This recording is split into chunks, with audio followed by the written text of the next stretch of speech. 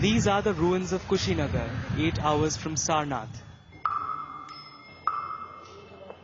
I am not sleeping. I am not even dead. Welcome to the land of Nirvana.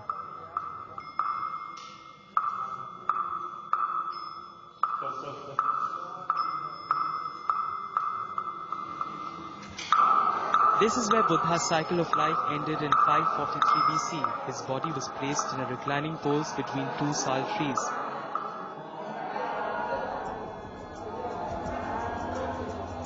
With the decline of Buddhism, Kushinagar had lost its importance. In the last century, excavations by a British officer, Lord Alexander Cunningham, unearthed many remnants of the main site such as Mathakua, Rambhar Stupa, and returned the township its historical pride of place.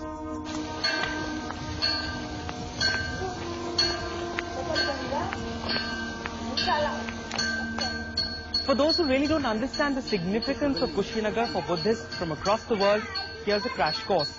On my right is the Parinirvana temple, the same temple that contains the reclining pose of Gautam Buddha. His legs facing south, his head facing north, and his face facing west, marking the sunset, the end of his lifetime.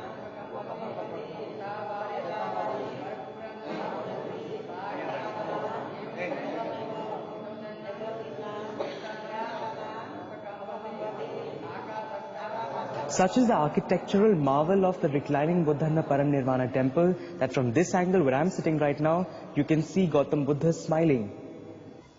And if you look at the Buddha from this angle, you'll see a thinking, a pensive Buddha. And finally, from this angle, we see an image of Buddha, the final and the defining image of Buddha, that of him attaining moksha. The offerings to Buddha range from premium Scotch whiskey to bathroom slippers.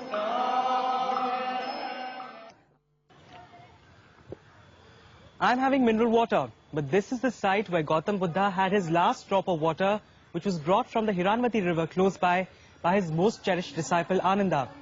After he consumed this last drop of water, Ananda asked him, who would be our teacher?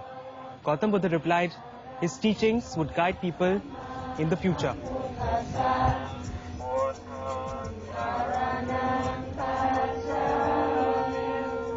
The Mukuta Bandhana Stupa was built by the Malla kings just after Buddha's death. The stupa is also known as Rambhar Stupa and is 50 feet tall.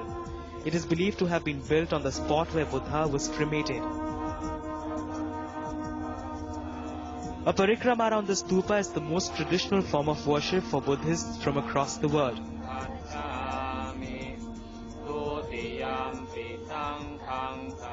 But then people also bring to it traditions distinct to their land. One ceremony that really caught my attention here was the manner in which names were written on a piece of paper and they were put together in a fire that was emanating from a pot.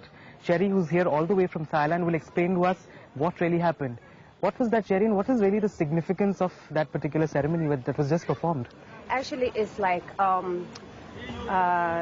of tradition for Buddhists who put our list name of our relative, and then put on the paper, and then we burn it to bless them when they pass away.